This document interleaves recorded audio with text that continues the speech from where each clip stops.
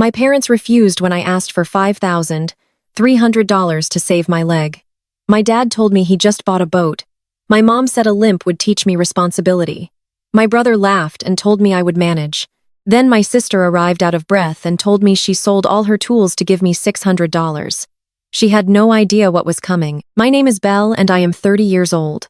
If you have ever been treated like the scapegoat in your own family while the golden child gets everything handed to them on a silver platter, stay tuned. Let me know where you are watching from in the comments and hit that subscribe button because the revenge I took on my toxic family is a story you will definitely want to hear. Lee.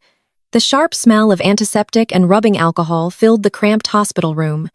I was lying on a stiff emergency room bed with my right leg elevated and wrapped in thick layers of gauze. Hours earlier, a reckless driver had run a red light and slammed into the side of my sedan before speeding off into the night. The impact had crushed my door and pinned my leg, leaving me with severe nerve damage.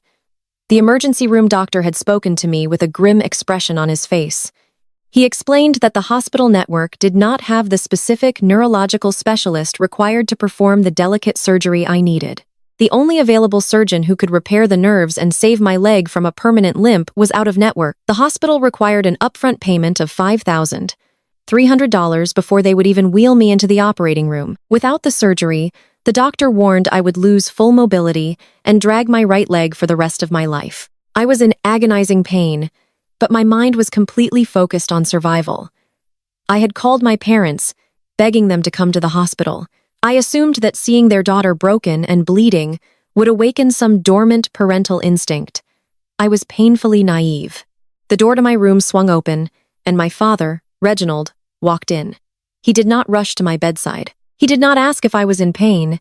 Instead, he paused near the doorway and carefully brushed an invisible speck of dust off his custom-tailored suit. My mother, Vivian, followed right behind him, clicking her tongue as she looked around the sterile room with clear disgust. She adjusted the heavy diamond necklace resting against her collarbone and sighed loudly, as if my medical emergency was nothing more than an inconvenient interruption to her busy social schedule. My brother Jamal strutted in next. Jamal was 34 years old and the undisputed golden child of our family. He claimed to be the chief executive officer of a highly successful cryptocurrency hedge fund, but anyone with common sense could see he was just a loud, arrogant man playing with other people's money. Trailing behind Jamal was his wife, Chelsea. Chelsea was a white woman who absolutely loved spending Jamal's money and possessed a deeply ingrained sense of entitlement. She carried a designer handbag and stared at me with a smirk that she did not even try to hide. I swallowed the lump in my throat and looked at my father. I explained the situation to them. I told them about the nerve damage and the out-off-network surgeon.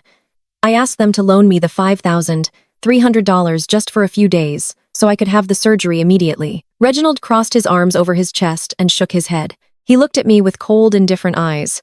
"I cannot do that, Belle," he said, his voice perfectly calm. "I just paid straight cash for a luxury yacht down at Lake Lanier. Jamal needs it to entertain his very important crypto investors this weekend. We have to project an image of immense wealth to secure those contracts. I simply do not have $5,000 sitting around to throw at a hospital bill." I stared at him in absolute disbelief. He had just admitted to buying a luxury boat for my brother to throw parties on, but he would not spare a fraction of that amount to save his own daughter's leg. "Mom," I pleaded, turning my desperate gaze to Vivian, "please, if I do not get this surgery today, I am going to have a permanent limp. I will not be able to walk properly ever again." Vivian adjusted her posture and looked down her nose at me. She belonged to all the elite social clubs and church committees in Atlanta, and she cared about nothing more than her public image. "Well, maybe a limp will teach you some much-needed responsibility, Belle," she said, her tone dripping with condescension. "You have always been so careless. This is God telling you to slow down and evaluate your life choices. We are not going to bail you out of your mistakes." Jamal chuckled loudly from the corner of the room. He leaned against the wall and checked his expensive watch. "You will manage, Belle," he said with a dismissive wave of his hand. "It is just a leg. People live with bad legs all the time. Stop being so dramatic and asking for handouts." Before I could even process the profound cruelty of their words, Chelsea decided to chime in. She stepped forward, resting her manicured hand on Jamal's arm. She tilted her head and gave me a look of fake pity that masked her underlying malice.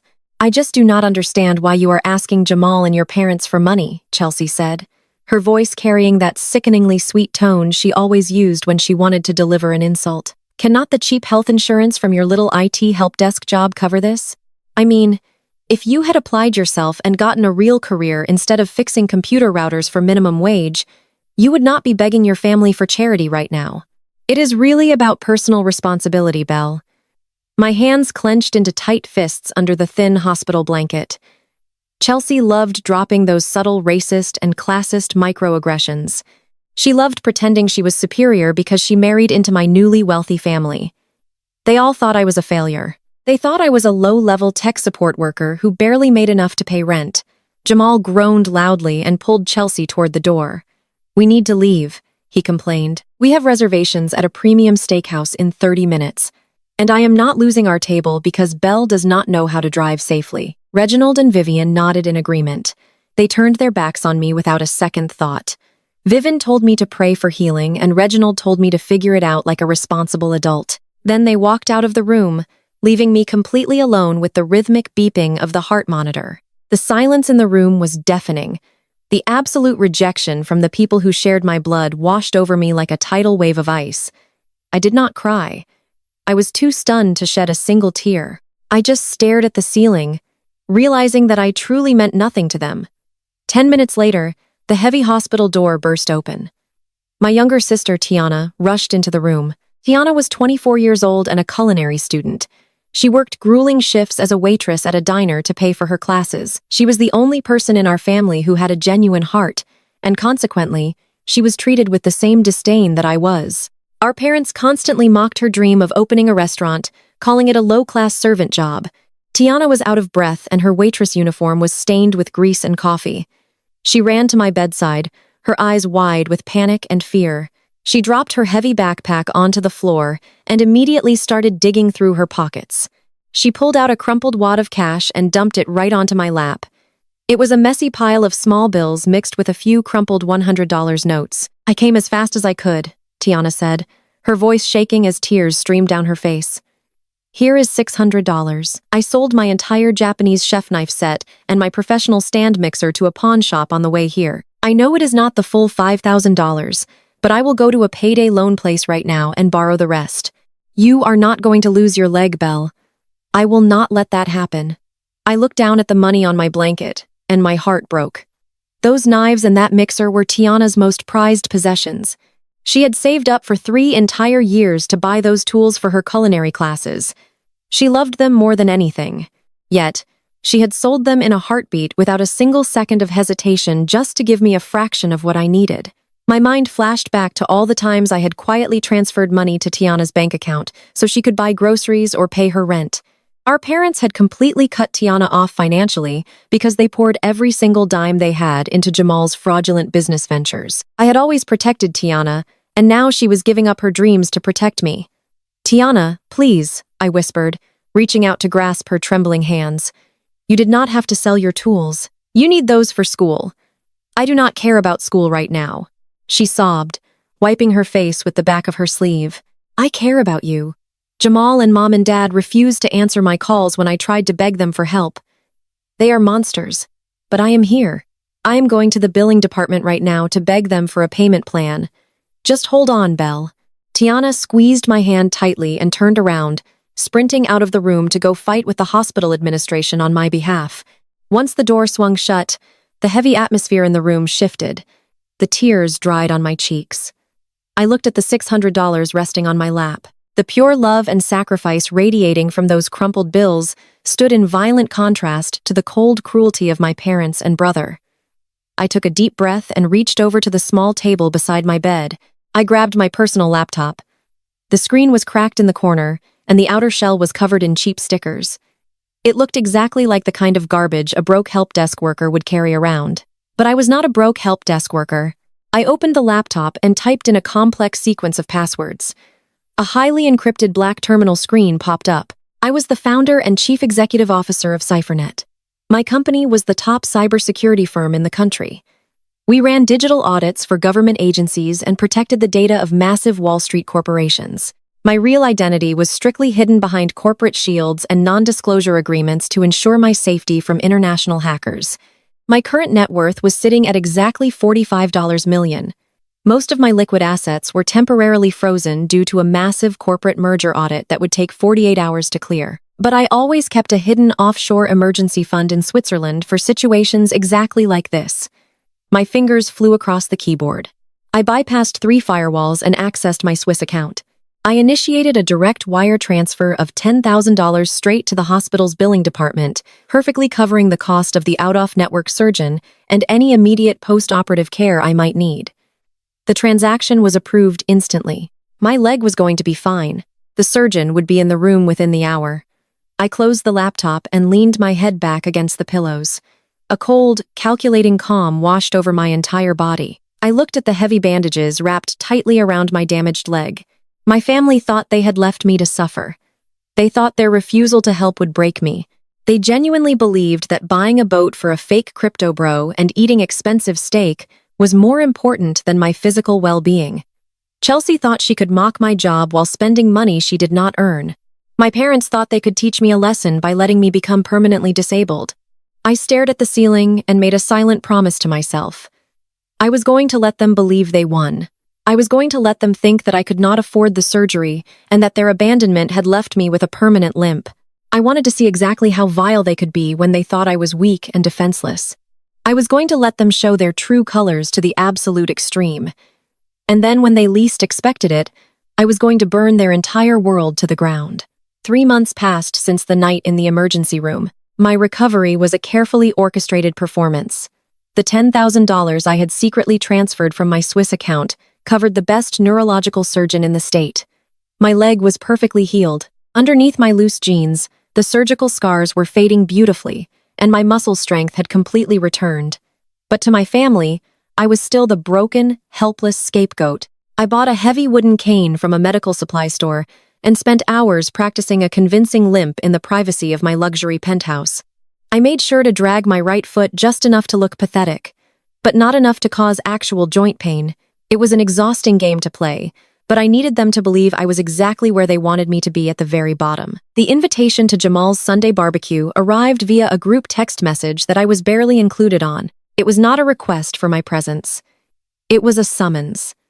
Jamal had recently rented a sprawling 6-bedroom mansion in one of Atlanta's most exclusive and expensive suburbs. It was a classic new money display featuring towering white columns, a massive circular driveway, and a perfectly manicured lawn that cost a fortune to maintain. When I pulled up in the modest, generic sedan I used for my undercover life, I had to park 3 blocks away because the driveway was completely jammed with imported sports cars and luxury SUVs. I leaned heavily on my cane as I walked up the long, steep driveway. The late summer heat was sweltering, and by the time I reached the massive mahogany front doors, I was genuinely sweating. I could hear the loud music and the clinking of glasses from the backyard. I rang the doorbell and waited, leaning on my cane to complete the picture of the struggling, injured sister. The door swung open, and my sister-in-law, Chelsea, stood in the grand entryway. She was holding a crystal glass of champagne and wearing a designer sundress that I knew cost more than what she claimed was her monthly salary before she met Jamal. Chelsea looked me up and down, her eyes lingering on my cane and my simple clothes with poorly concealed disgust. She did not say hello. She did not ask how my leg was healing. Instead, she took a sip of her champagne and let out a long, dramatic sigh. We just put down custom white sheepskin rugs in the foyer and the main living room. Chelsea said, her voice carrying that high-pitched artificial sweetness she always used to deliver insults.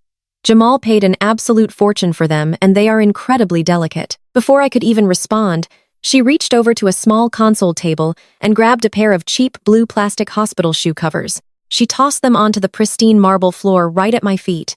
With your limp and everything, I just know you are going to drag dirt in from the street. She continued swirling the champagne in her glass. Put these on before you take another step. I really do not want dirt from your neighborhood tracking into my house and ruining my expensive things. I stared down at the blue plastic covers. The microaggression was so blatant it was almost laughable.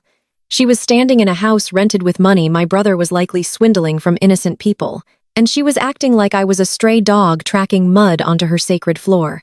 I could have bought that entire mansion with the interest my accounts generated in a single month. I could have bought the entire neighborhood, but I swallowed the bitter taste of anger in my mouth. I had to stick to the plan. I slowly bent down, making a show of wincing and fake pain, and slipped the humiliating plastic covers over my sneakers. "Thank you, Chelsea," I said, keeping my voice submissive and quiet. "I would hate to ruin your beautiful rugs." She gave a dismissive little hum and turned on her heel, leaving me to hobble after her into the house. The interior was decorated exactly as I expected. It was loud, flashy, and entirely lacking in genuine taste. My mother, Vivian, was holding court in the center of the living room, surrounded by her church friends and country club acquaintances. She was wearing a massive sun hat indoors and laughing loudly at a joke someone had just made. When she saw me approach, her smile instantly vanished. She looked at my cane and the ridiculous blue plastic covers on my feet and frowned in profound irritation. Instead of greeting her injured daughter, she marched right up to me and grabbed my arm, pulling me away from her wealthy friends. "What took you so long?" Vivian hissed her fingers, digging into my bicep. "The caterers are running behind, and I need someone to handle the prep work in the kitchen. Stop standing around looking pathetic, and go make yourself useful." Ta is already in there, working her fingers to the bone. I did not argue. I just nodded and made my way toward the kitchen, the plastic covers making a humiliating crinkling sound with every step I took. When I pushed through the swinging doors, I found Tiana standing over a massive industrial sink, furiously peeling a mountain of potatoes. She looked exhausted. The dark circles under her eyes were prominent, and her shoulders were slumped with fatigue. She had been working double shifts at the diner ever since she sold her culinary tools to pay for my surgery. Tiana looked up when she heard the door and her face instantly softened. "Biel," she said, dropping the potato peeler and rushing over to hug me carefully, avoiding my supposedly injured leg. "You should not be walking on that leg so much. Why did Mom make you come to this?" I hugged her back tightly, feeling a surge of protective love for my younger sister. I wanted so badly to tell her the truth. I wanted to tell her that she did not have to work those grueling shifts anymore, that I could buy her 100 sets of Japanese chef knives and open a restaurant in her name tomorrow. But I knew that if I told her the truth, she would not be able to hide it from our parents. Tiana was too honest, too pure-hearted. For her own protection, she had to remain in the dark just a little bit longer. "I am fine, Tiana," I lied, leaning heavily on the counter to take the weight off my right side. "The doctors say I just have to manage the pain. I am more worried about you. You look like you have not slept in days."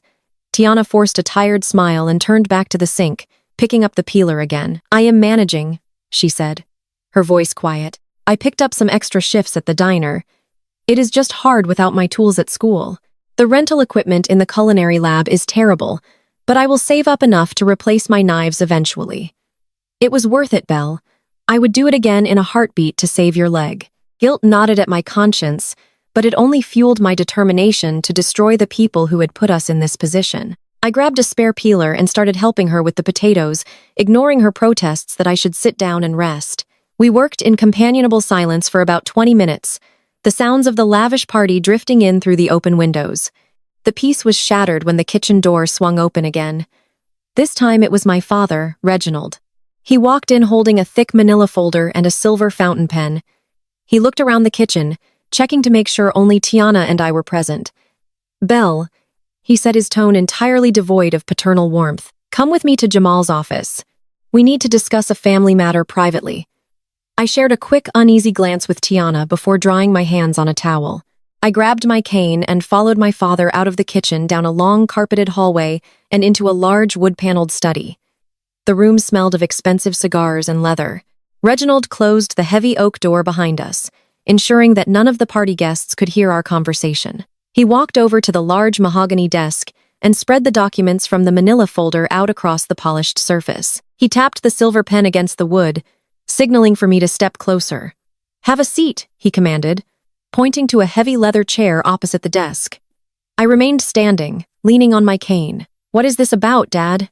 I asked, keeping my voice hesitant and nervous. Reginald sighed, running a hand over his perfectly groomed hair. "As you know, your brother is doing incredibly well. His crypto fund is expanding at a rapid pace, and he is bringing in high net worth investors every single day. But rapid expansion requires liquidity. Jamal has a minor temporary cash flow issue due to some international banking regulations. It is nothing serious, just red tape." I stared at him, waiting for the inevitable manipulation. My father was a master at spinning financial disasters into minor inconveniences. "We need you to sign these papers," Reginald continued, gesturing to the documents on the desk. "This is a deed transfer for your great-grandmother's house. Jamal needs a tangible asset to put up as collateral for a short-term bridge loan. You are going to sign the property over to him today. Once the crypto funds clear international customs next month, he will transfer the deed right back to you." The sheer audacity of the demand left me momentarily speechless. The house he was talking about was a small, modest 4-room property in a working-class neighborhood. When my great-grandmother passed away, she had deliberately bypassed my parents and Jamal. She knew exactly how greedy and status-obsessed they were. She left the house solely to me, knowing I was the only one who would respect her legacy and not sell it to buy a luxury car. It was legally mine and currently generating a small but steady rental income that supported a lovely elderly couple. "You want me to sign over great-grandma's house to Jamal?" I asked, my voice trembling with manufactured disbelief. "Dad, that is the only asset I have to my name. I am barely making rent with my IT job, and my medical bills are piling up from the accident. I cannot give Jamal my house." Reginald slammed his hand down on the desk, making the silver pen jump. "Do not be selfish, Belle." He snapped his voice, rising in anger. "This family has provided for you your entire life. Jamal is on the verge of securing a $50 million investment, and you are whining about a worthless piece of property in a rundown neighborhood. It is just temporary collateral. You are acting like a spoiled child." "I am not signing it," I said, gripping my cane tightly. "I am sorry, but I cannot do it. It is my house." Before Reginald could yell at me again, the office door was violently thrown open. Jamal stormed into the room, his face flushed red with rage. He had clearly been listening outside the door, waiting for me to comply. He marched right up to me, invading my personal space and looming over me aggressively. "Listen to me, you ungrateful cripple." Jamal spat, his voice dripping with venom. "You are going to sign those papers right now. I have investors breathing down my neck, and I need that asset to secure a loan by Tuesday morning." I shrunk back, playing the part of the intimidated sister. "Jamal, please," I said, shrinking my shoulders. "I do not understand why you need my little house. You have this massive mansion. You have the yacht.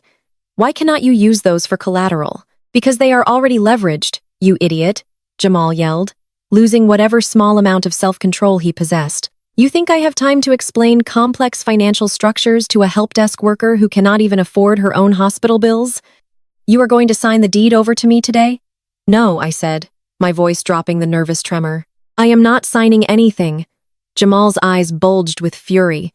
He stepped so close I could smell the expensive scotch on his breath. His legendary arrogance finally pushed him over the edge, and he made the biggest mistake of his life. "If you do not sign it, the IRS is going to seize that property anyway," Jamal screamed, pointing a finger right in my face. "You think I do not know your books are messed up? You think I do not know about the tax discrepancies tied to your name? You are going down, Belle. Signing this house over to me is the only way to protect the asset before the feds freeze everything you own." The room suddenly went deathly quiet. Reginald looked at Jamal, his eyes widening in panic as he realized what his son had just said. He reached out and grabbed Jamal's arm, trying to pull him back, but the damage was already done. I stood frozen, leaning on my cane. On the outside, I looked like a terrified woman who had just been threatened by her brother, but inside, my mind was racing at 1,000,000 miles an hour. Every single alarm bell in my head was ringing with deafening clarity. Why would the Internal Revenue Service seize my property? Why would my books be messed up? I paid my taxes with meticulous precision through Cifernet's corporate accountants. My personal finances were absolutely flawless and hidden behind layers of ironclad legal protection. There were no tax discrepancies tied to my name, unless someone else was using my name. I stared at Jamal, watching his chest heave with angry breaths. He had slipped up. In his blind, narcissistic rage, he had revealed a secret he never meant to share. He was not just asking for collateral. He was threatening me with a tax audit that I knew nothing about. He had done something using my identity. He was hiding something massive, and he needed my house to cover a gaping hole in a scheme that was rapidly falling apart. I looked from Jamal to my father, who was now sweating profusely and avoiding my gaze. The puzzle pieces clicked together in my mind with terrifying precision. They were not just greedy. They were desperate. "I will think about it," I whispered, lowering my head and backing away toward the door. "I just need some time to think." I turned and hobbled out of the office, leaning heavily on my cane and listening to Jamal curse loudly behind the closed door. As I walked down the long, carpeted hallway, my fake limp became a rhythmic metronome for the plan forming in my mind. Jamal thought he was playing a game with a naive, broke sister. He had no idea he had just challenged one of the most dangerous cybersecurity architects in the country. He had opened a door he could never close, and I was going to walk right through it and tear his entire life to shreds. I turned and hobbled out of the office, leaning heavily on my cane and listening to Jamal curse loudly behind the closed door. As I walked down the long carpeted hallway, my fake limp became a rhythmic metronome for the plan forming in my mind. Jamal thought he was playing a game with a naive, broke sister. He had no idea he had just challenged one of the most dangerous cybersecurity architects in the country.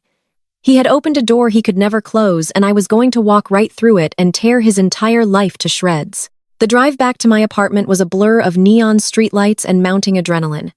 I kept the radio off, letting the silence fill the cabin of my car. Jamal's words echoed in my head over and over again. He had threatened me with the Internal Revenue Service. He had claimed my books were messed up. He was too arrogant to realize what he had just confessed. He thought I was just a clueless help desk worker who would panic at the mention of a federal tax audit. He thought I would blindly sign over my great-grandmother's house out of pure terror.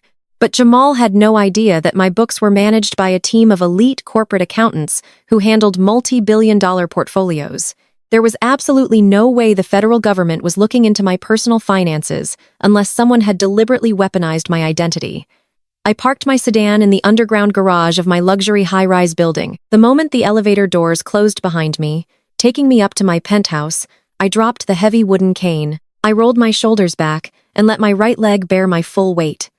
There was no pain, just a dull ache from holding the awkward posture all afternoon. I walked into my living room, which was dominated by a wall of floor-to-ceiling windows overlooking the glittering Atlanta skyline.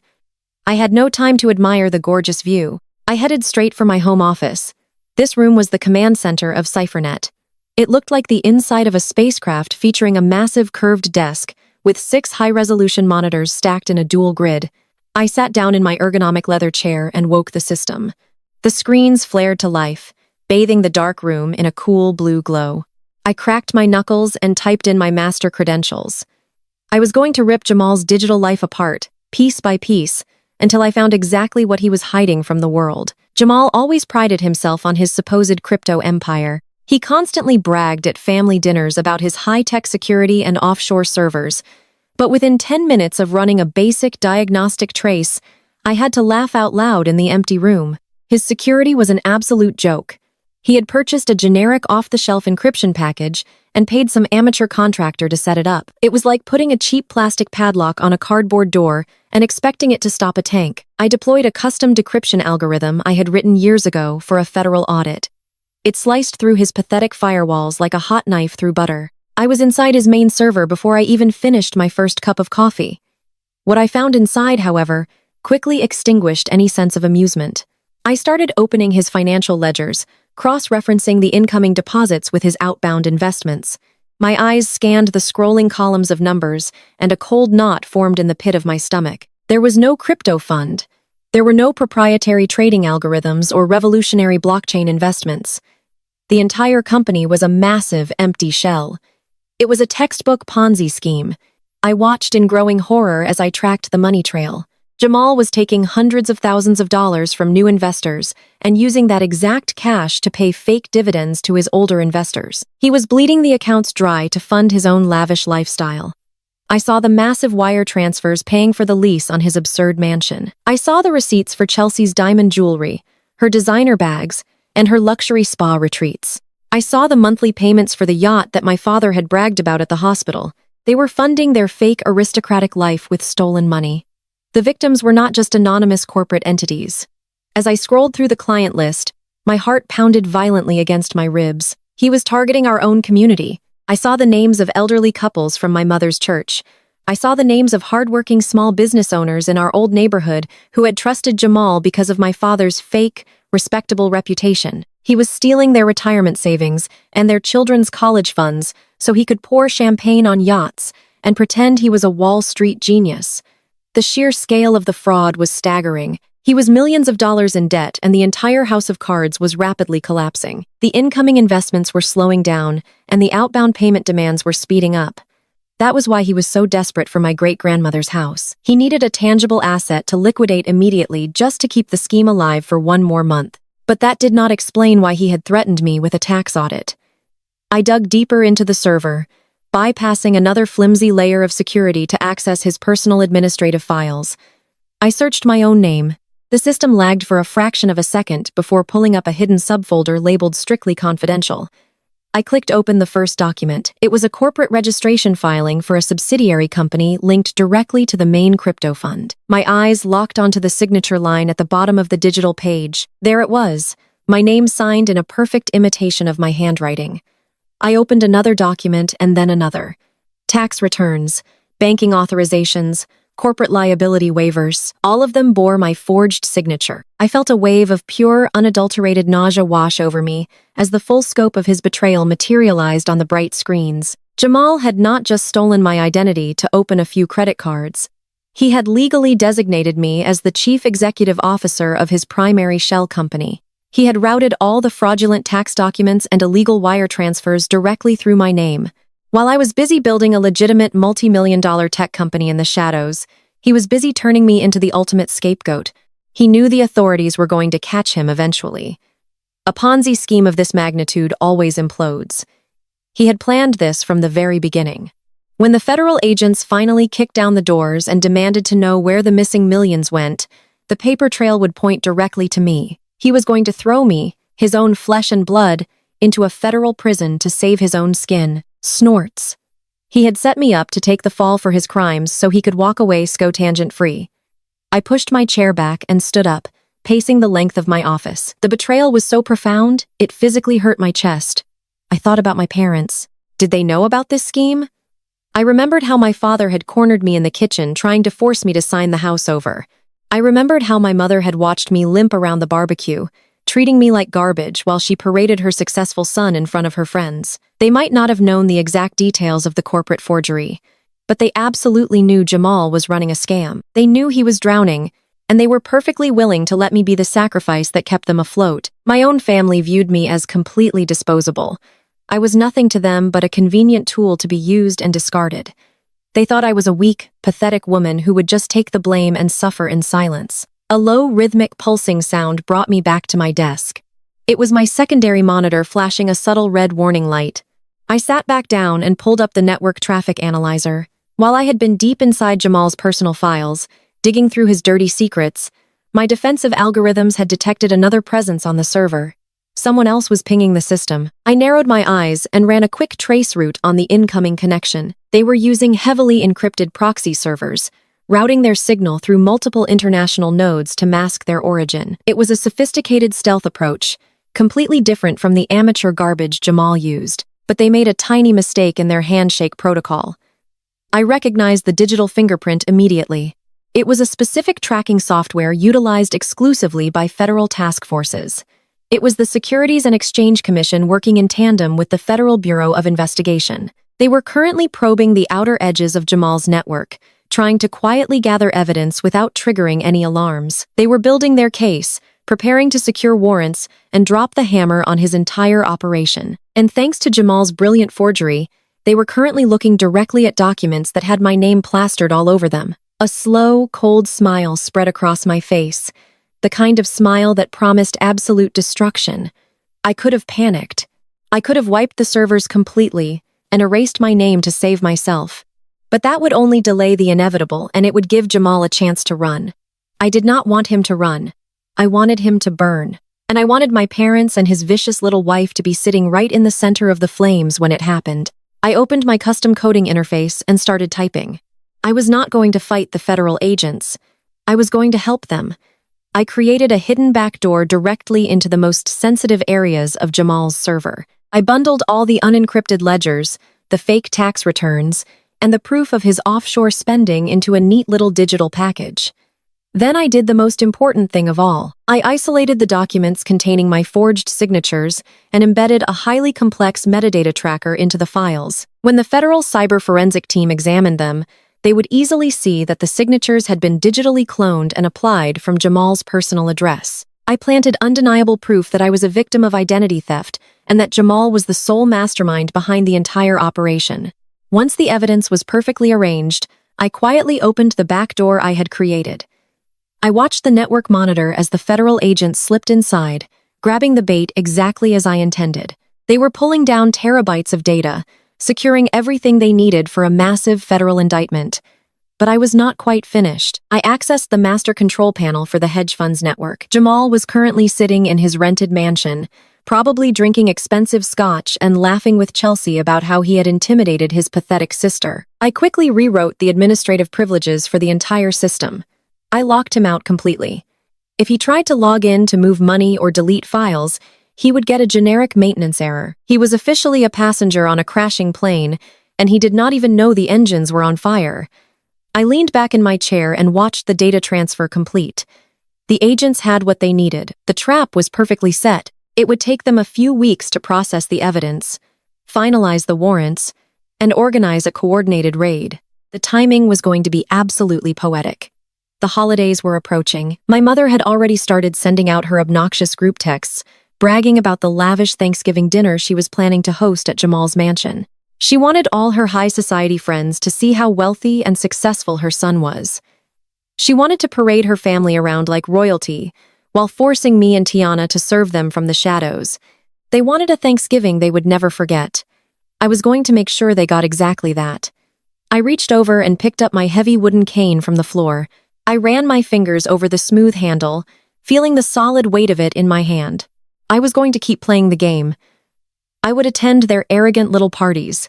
I would limp around their rented mansion and let them insult me. I would smile politely while Chelsea threw her microaggressions at me, and I would nod submissively while my father demanded my obedience. I would let them build their house of cards as high as they possibly could. I would let them stand at the very top, breathing in the rarefied air of their stolen wealth, because the higher they climbed, the harder the impact would be when I finally kicked the foundation out from under them. Jamal wanted me to sign a confession. He wanted me to take the fall for his spectacular failures.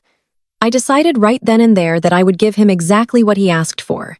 I would tell them I was ready to sign the documents on Thanksgiving night in front of the entire family. I would offer them the ultimate victory, just to ensure they were all gathered together in one room when the federal agents came crashing through the front door. My family had made their choice in that hospital room 3 months ago. They looked at their bleeding, broken daughter and chose a yacht. They looked at my pain and chose to mock me. They chose money and status over blood and loyalty. Now it was my turn to make a choice. I powered down my monitors, plunging the office back into darkness. The blue light faded, leaving only the twinkling skyline of Atlanta visible through the glass. I was going to destroy them, not with anger or violence, but with the cold, hard reality of their own actions. I was going to unleash a financial and legal apocalypse on my family, and I was going to enjoy every single second of it. The countdown to Thanksgiving had officially begun. The 4 weeks that followed my discovery in the server room required an agonizing level of patience. Every time Jamal called to demand I sign over great-grandma's house, I played the role of the terrified, helpless sister. I told him I needed time to consult a free legal clinic. I stalled. I stammered. I let him yell at me. All the while, I monitored the federal agents as they meticulously crawled through the back door I had left wide open for them. They were building a bulletproof case, assembling terabytes of evidence of wire fraud and money laundering. I just had to keep breathing and keep limping. A month after the barbecue, my mother hosted her annual church charity gala. This was not a modest gathering in a church basement. Vivian rented out the grand ballroom of the most exclusive country club in the metropolitan area. The event was entirely about inflating her own social status among the new money elite of the city. She wanted to stand on a stage draped in diamonds and accept the applause of her wealthy peers. I suspected that half the charity funds raised that night would end up quietly funneled into Jamal's offshore accounts to keep his sinking ship afloat, but I kept that thought to myself. I arrived at the country club wearing a simple dark dress, leaning heavily on my wooden cane. The moment I stepped into the glittering foyer, the valet and coat check staff looked at me with thinly veiled pity. I dragged my right foot across the polished marble, making a soft scuffing sound that immediately caught my mother's attention. Vivian was standing by a massive floral centerpiece, wearing a sequined gown that caught the light from the crystal chandeliers overhead. When she saw me hobbling toward her, the fake welcoming smile vanished from her face. She excused herself from a group of pastors' wives and marched over to me, grabbing me by the elbow and steering me violently behind a velvet partition away from the main hall. "What exactly do you think you are doing?"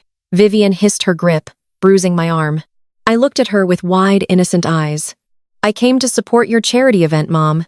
You sent me an invitation. I sent an invitation to everyone on my mailing list." Automatically, she snapped, glancing over her shoulder to make sure no one was watching us. "I did not actually expect you to show up looking like a complete disaster. This is a high-profile networking event, Belle. The mayor is here. Dozens of highly successful investors are here to speak with your brother. I cannot have you dragging that cane around the ballroom looking like a crippled beggar looking for a handout. It is an absolute eyesore." I stared at the woman who gave birth to me, processing the casual cruelty of her words. She was more concerned about the aesthetic of her party than the fact that her daughter had almost lost a limb. "You want me to leave?" I asked, keeping my voice small and wavering. "I want you to stay out of sight," Vivian commanded, smoothing down the front of her sequined dress. "Go sit in the back hallway near the service doors. Do not mingle with the guests. Do not talk to the press. Just stay in the shadows until the silent auction is over. I will not let your pathetic situation drag down the prestige of our family name tonight." I nodded submissively and turned away, dragging my foot as I made my way toward the service corridors. I found a quiet alcove near the kitchen doors and sat down on a stiff wooden chair. The music from the ballroom drifted down the hall, a stark contrast to the cold, sterile lighting of the service area. I pulled out my phone and checked my secure server connection. The feds were still downloading files. Everything was proceeding perfectly. I just had to endure a few more hours of being treated like a ghost. I sat in the shadows for nearly an hour, watching the wait staff rush in and out of the swinging kitchen doors, balancing massive silver trays of champagne and appetizers. Suddenly, the doors opened, and a familiar face emerged. It was my younger sister, Tiana, but she was not dressed as a guest. Tiana was wearing a cheap, ill-fitting black and white maid's uniform. The fabric looked stiff and uncomfortable, and she was struggling to balance a heavy tray of caviar hors d'oeuvres. Her face was pale, and she looked absolutely exhausted. I stood up, gripping my cane, ready to call out to her when I saw Chelsea walk down the hallway. My sister-in-law was wearing a custom white silk designer gown that clung tightly to her figure. She was holding an empty champagne flute and looking for a server to refill it. When Chelsea spotted Tiana struggling with the heavy tray, a wicked smile spread across her face. She stepped directly into Tiana's path, blocking her from entering the main ballroom. "Well, well, well," Chelsea said, her voice dripping with venomous amusement. "Look who finally found a job that suits her skill set." Tiana stopped, her hands trembling slightly under the weight of the silver tray. "Please excuse me, Chelsea," Tiana said quietly, keeping her eyes focused on the floor. "Mom told me I have to serve the VIP tables before the speeches start." Chelsea did not move. Instead, she leaned in closer, invading Tiana's personal space. She reached out and picked up one of the caviar appetizers, examining it with a critical eye before tossing it back onto the tray, destroying the careful arrangement. "You know, Tiana, I always told Jamal that your culinary school nonsense was a complete waste of money." Chelsea whispered, her voice low and vicious. "Look at you. You spend all your time studying just to end up wearing a cheap uniform and serving us. But then again, I suppose culinary school is the best your kind of people can hope for. You people are only meant to serve us anyway. It is just the natural order of things." I felt a surge of pure, white-hot rage ignite in my chest. You people. The racial microaggression was not even subtle anymore. Chelsea was a white woman who had married into our black family solely for the wealth she thought Jamal possessed. And now she was standing in a hallway, treating my hardworking sister like a second-class citizen. Tiana bit her lip hard, trying to fight back tears. Her eyes were shining with unshed moisture as she tried to step around Chelsea. "Just let me pass, please," Tiana whispered, her voice breaking. "Do not drop anything, servant." Chelsea sneered deliberately, bumping her shoulder against Tiana's arm as she finally stepped aside. Tiana stumbled the heavy silver tray, dipping dangerously, but she managed to catch her balance just in time. A single tear escaped and rolled down Tiana's cheek, as she hurried down the hall. That was it. That was the final straw. I could tolerate them insulting me. I could endure being hidden away in the shadows like a shameful secret. But I absolutely refused to let that arrogant gold digger make my little sister cry. I looked around the service alcove and spotted a small staging table where the bartenders had left a row of poured drinks waiting to be served. I walked over and grabbed the largest glass of dark, full-bodied red wine I could find. It was filled almost to the brim. I gripped my wooden cane in my left hand and the heavy wine glass in my right. I stepped out of the shadows and began to walk down the hallway toward Chelsea, who was busy checking her reflection in a decorative mirror. I calculated my steps with mathematical precision. 3 steps, 2 steps, 1 step. As I passed directly behind Chelsea, I threw my weight off balance and hooked my own foot behind my cane. I let out a loud, dramatic gasp as I pitched forward. I extended my right arm, perfectly angling the glass. The dark red wine flew out of the glass in a magnificent sweeping arc. It crashed directly into the center of Chelsea's back, splashing across her shoulder blades and bleeding rapidly down the delicate white silk of her designer gown. The dark liquid soaked into the expensive fabric, instantly ruining it beyond any hope of repair. I hit the floor hard, letting my cane clatter loudly against the marble tiles. Chelsea froze for a fraction of a second as the cold wine soaked through to her skin. Then she turned around and saw the massive dark red stain spreading across her dress. She opened her mouth and let out a piercing, hysterical scream that echoed all the way down the service hallway and into the main ballroom. "My dress?" Chelsea shrieked, her hands hovering uselessly over the ruined silk. "My custom dress. Do you know how much this costs, you clumsy idiot?" I looked up from the floor, blinking rapidly and forcing tears of fake embarrassment into my eyes. "Oh my God, Chelsea, I am so sorry," I stammered, my voice shaking. "My bad leg just gave out." The cane slipped on the marble. "I did not mean to." "You did this on purpose," Chelsea yelled, stepping toward me with her hands raised like she was about to strike me. "You filthy, jealous, you ruined my night." The doors to the main ballroom burst open. Vivian and Jamal rushed out, followed by several curious guests. When Vivian saw Chelsea covered in red wine and me sitting on the floor with my cane, she immediately understood what had happened. She did not ask if I was hurt from the fall. She did not tell Chelsea to calm down. Vivian grabbed me by the collar of my dress and hauled me roughly to my feet. Her manicured nails dug painfully into my collarbone. She dragged me down the hallway, pulling me into a small private coat room and slamming the heavy door shut behind us, cutting off Chelsea's hysterical sobbing. The moment the door clicked shut, Vivian turned around and slapped me hard across the face. The sharp, stinging pain flared across my cheek. I stumbled back, bringing a hand up to my face. The physical blow shocked me, but the look of pure, unhinged hatred in my mother's eyes was even more disturbing. "You are a miserable, destructive little girl," Vivian hissed, her chest heaving with anger. "You are jealous of your brother's success, and you are jealous of his beautiful wife.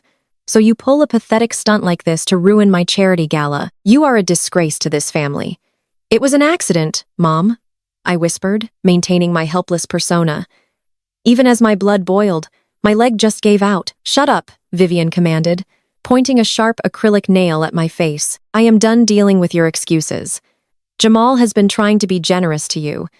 He offered to use your worthless house to help you feel like part of his business, but you refused him. Well, the games are over, Belle."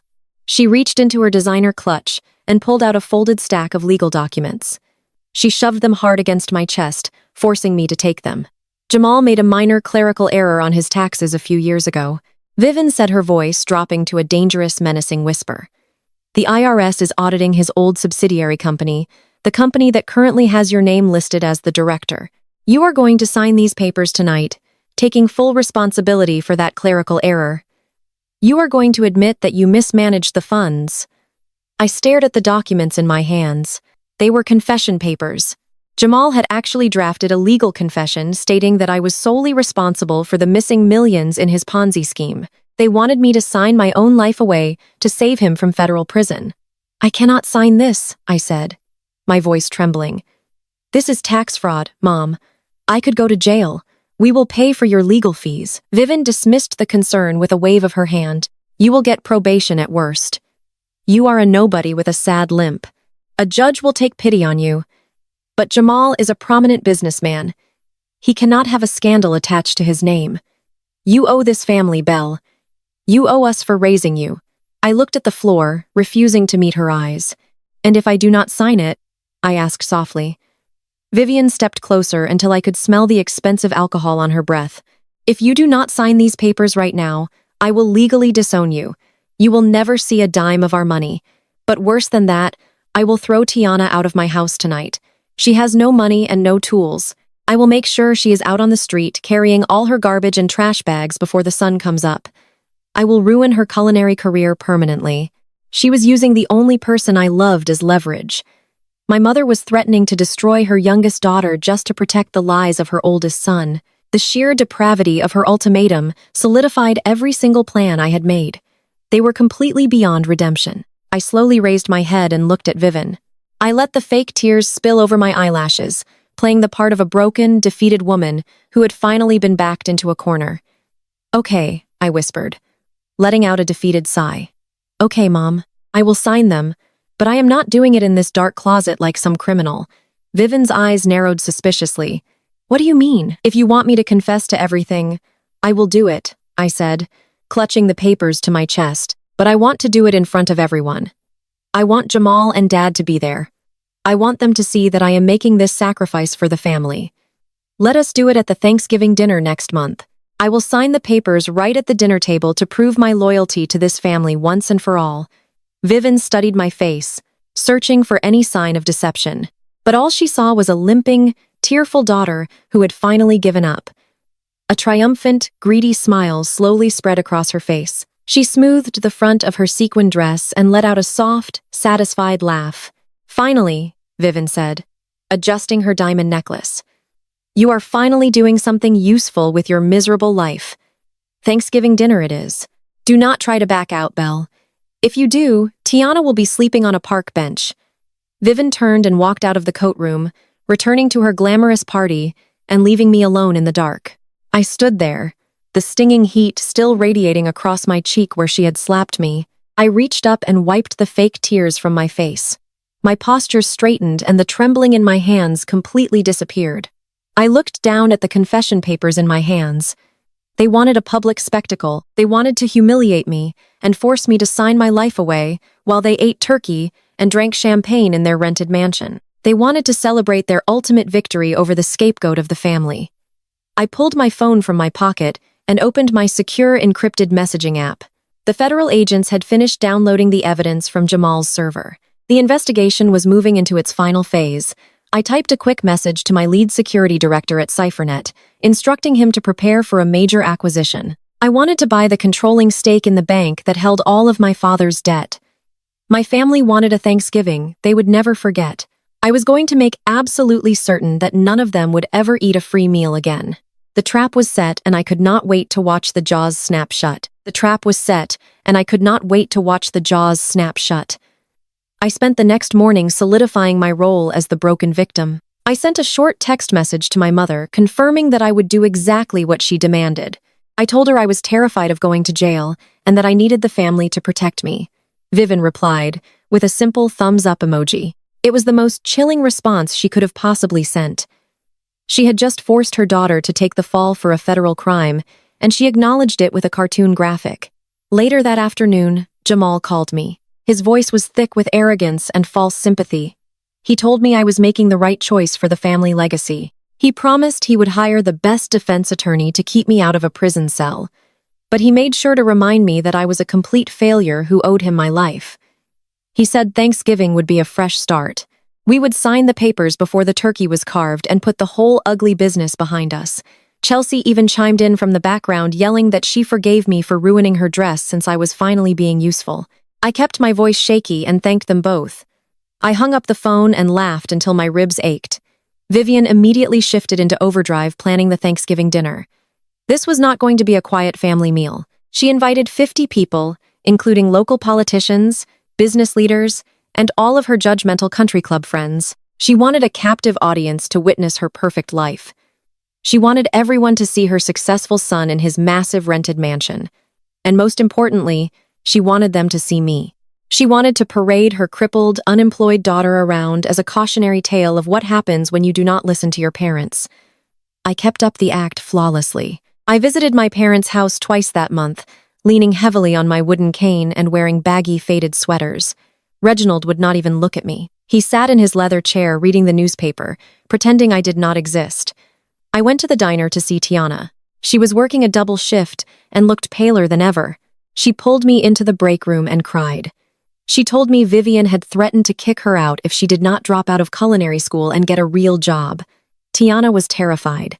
I held her hands and looked her straight in the eyes. I promised her that everything was going to change on Thanksgiving. I told her to pack a small bag of her favorite things and keep it in her car just in case. She looked confused, but the absolute certainty in my voice made her nod. I could not tell her the truth yet, but I needed her to be ready for the fallout. With my family perfectly distracted by their own vanity, I went to work. I locked myself inside my CipherNet command center for 3 days straight. I had already mapped out Jamal's entire fraudulent network, but I needed to destroy the infrastructure that allowed my parents to live their fake aristocratic life. I traced the financing for Reginald's luxury yacht. I traced the mortgages for Jamal's rented mansion and the loans for Chelsea's fleet of sports cars. They were all tied to a single regional financial institution called Apex Bank. Apex Bank was a mid-sized private bank that catered to aggressive investors and high-risk loans. They were the ones keeping my family afloat on a sea of borrowed money. I pulled up my hidden offshore accounts. The massive corporate merger audit that had temporarily frozen my $45 million was officially complete. My liquid assets were fully accessible. I did not just want to pay off their debts or freeze their accounts. I wanted to own them. I set up a complex web of anonymous proxy corporations based out of Delaware and the Cayman Islands. Using my elite financial team at CipherNet, I initiated a hostile but entirely legal buyout of Apex Bank. It took 72 hours of aggressive negotiations and massive wire transfers. By the end of the week, my proxy corporations held a 51% controlling stake in the bank. I was officially the majority shareholder. I was now the bank. I owned the deed to Jamal's mansion. I owned the title to Chelsea's cars. I owned the paper on Reginald's yacht. With a few keystrokes, I could call in every single loan and demand immediate payment in full. But I left the accounts active. I wanted them to feel secure right up until the very last second. The financial takeover was only half the battle. Jamal needed to face federal justice for the lives he had ruined with his Ponzi scheme. I logged back into the secure server environment I had built. The federal agents from the Securities and Exchange Commission and the Federal Bureau of Investigation were still actively monitoring the back door I had left open for them. They had downloaded the forged documents and the metadata proving Jamal had stolen my identity. But federal bureaucracy was notoriously slow. I needed them to move on my schedule. I compiled a master dossier. I included the unredacted ledgers, showing exactly how Jamal was stealing from the elderly investors in our community. I included the routing numbers for his hidden offshore accounts, where he was trying to stash the stolen cash. I attached the irrefutable digital forensics proving that Jamal had created the fake shell company and forged my signature to make me the straw chief executive officer. I packaged everything into an encrypted file and sent it directly to the lead investigator, handling the case using a ghost internet protocol address. I included a short anonymous message. The suspect is planning to flee the country after the holiday weekend. He is gathering his assets and preparing to destroy the physical servers on Thanksgiving night. It was a complete lie, but it was exactly the kind of trigger the federal task force needed to accelerate their timeline. The system showed an immediate spike in federal activity the moment the investigator opened the dossier. Warrants were being expedited. Raid teams were being assembled. The digital chatter between the local field office and the headquarters lit up my monitoring screens like a fireworks display. They were targeting Jamal's mansion. They were going to hit the house right in the middle of Vivian's perfect high society dinner. The morning of Thanksgiving arrived with crisp, cold air and bright sunshine. My phone started buzzing at 7 inches the morning. It was Vivian sending out a mass text message to the entire family outlining the strict dress code and the schedule for the evening. She demanded that everyone arrive by 4 inches the afternoon sharp. She wanted a full hour of cocktails and socializing so her wealthy friends could admire the mansion before the catered dinner was served. She sent a separate private message to me. She told me to bring the cane and wear something black so I would not draw attention away from Chelsea. She reminded me that the confession papers would be signed in the main dining room right before the toast. I spent the morning preparing myself for the most important performance of my life. I showered and washed my hair, letting it dry in simple natural curls. I ignored Vivian's demand to wear black and instead chose a stunning tailored emerald green dress. It was elegant and powerful.